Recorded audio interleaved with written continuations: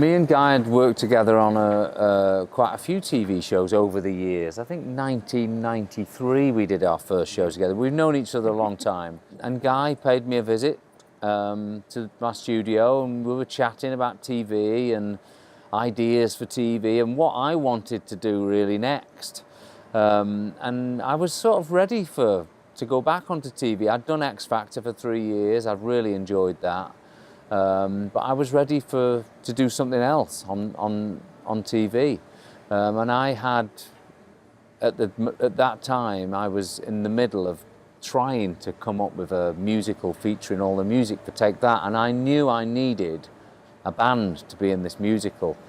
And so I just threw it in right at the end of the conversation to Guy, just to say, just so you know, I am looking for a band. Wouldn't it be great if we could talent search it? And Guy said straight away, let's try and come up with a format around that, a talent search format that can put bands together, specifically designed for individual people to be auditioned, for us then to form them into bands.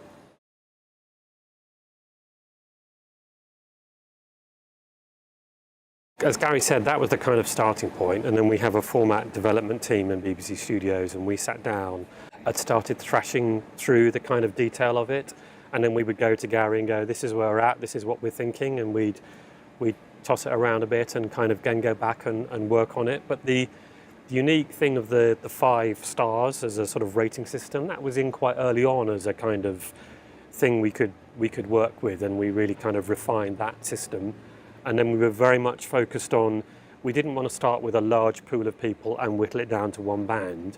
I think because of Gary's experience of obviously being in a band, what we wanted to do was get them into bands quite early on so they could start to form those internal bonds and then try and put them in a kind of battle of the bands in our live shows. So that was the sort of process that kept toing and froing, and it got to a point where we took it to the channel and they went, tick, let's make it.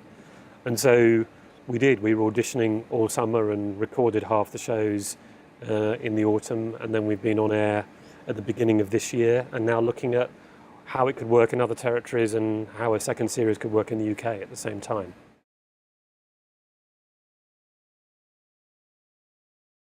For this particular project, it was putting a band in a musical. So I wanted people who had musical experience, but also had pop experience, and that's not everybody.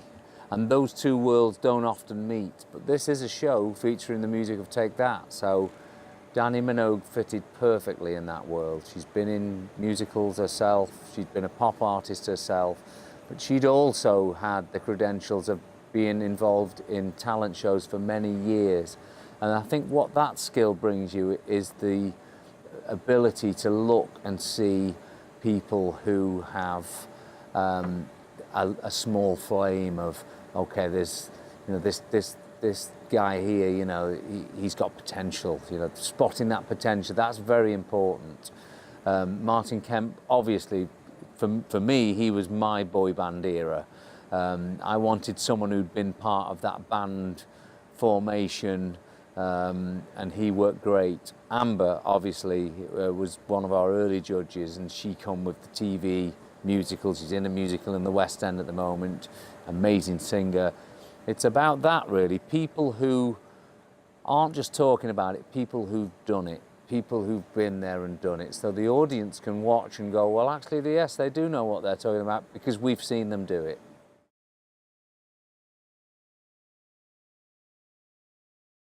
The auditioning process, we were keen to avoid any of the kind of tropes and things that you see in other talent shows. So, you know, we aren't about big long backstories and sob stories. We do that actually with only very few contestants, and we do it in a very kind of unique way where you see people walk through almost this tunnel of their life for 30 seconds before they walk on stage. But then as Gary said, the judges themselves are, their only aim is to bring out the best in somebody. So the judges aren't battling or arguing or bickering. They all speak with credibility.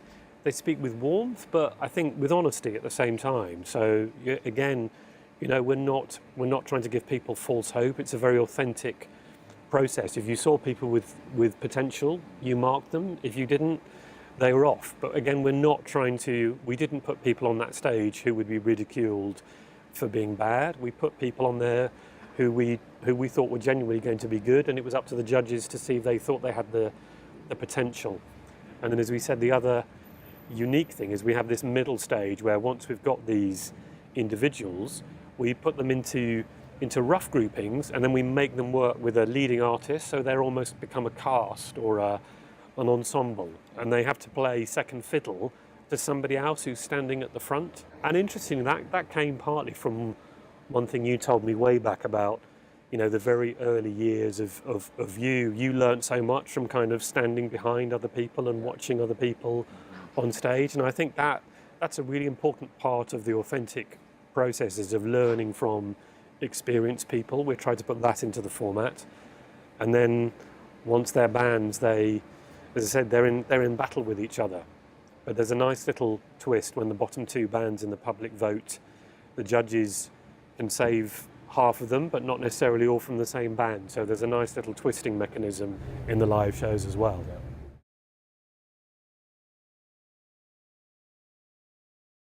Yeah, I got my first job through a talent competition in a local club.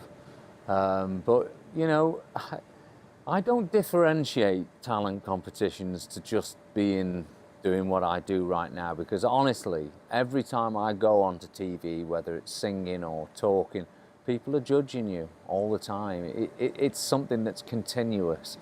And I tried to say this as these guys leave this show: listen, this doesn't end here. The judging doesn't end. It gets worse, actually.